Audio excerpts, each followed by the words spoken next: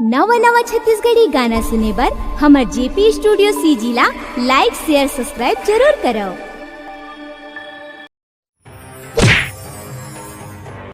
अभी उठ रहा किसी की पे चला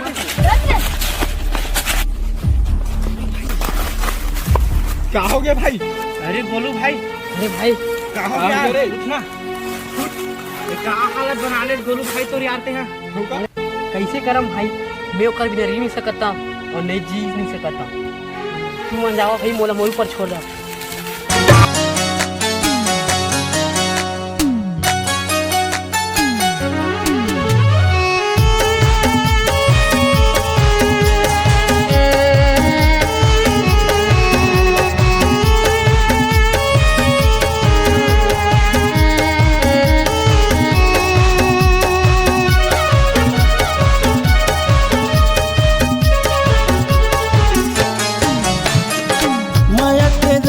लगा के वो मोलक कैसे भुला के वो माया के रोग लगा के वो मोलक कैसे भुला के वो काकर माया मगोरी जा फसे वो काकर माया मगोरी जा फसे वो मोरे ले रानी दूरी हागे मोरे ले रानी दूरी हागे माया के रोग लगा के वो मोलक कैसे भुला के वो माया के रोग लगा के वो मोलक कैसे भुला के वो।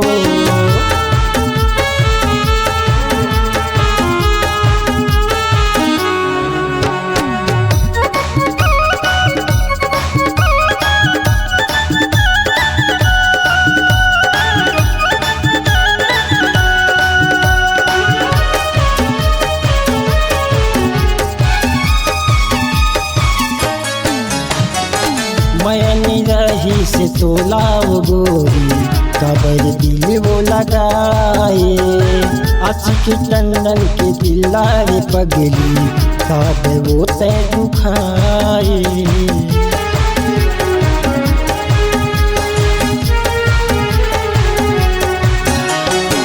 मैंने रही से तोला वो गोरी कबर दिल वो लगाए आशिक टंडन के दिलारे पगली कब वो तय दुखाए। काकर माया मगोरी जा फसे वो काकर माया मगोरी जा फसे वो मोरे ले रानी दूरी हागे मोरे ले रानी दूरी हागे माया के रोग लगा के वो मोलक कैसे भुला दे वो माया के रोग लगा के वो मोलक कैसे भुला दे वो।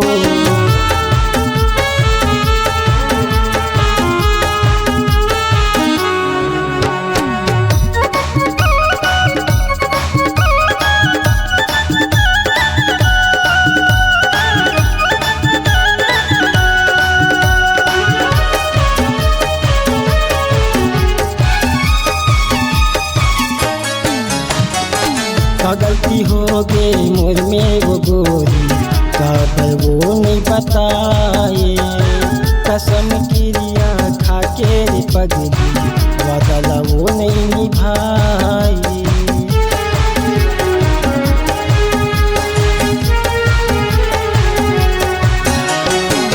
गलती हो गई मोर में वो गोरी मोला नहीं वो बताए कसम क्रिया खा के पगली वादा वो नहीं निभाए।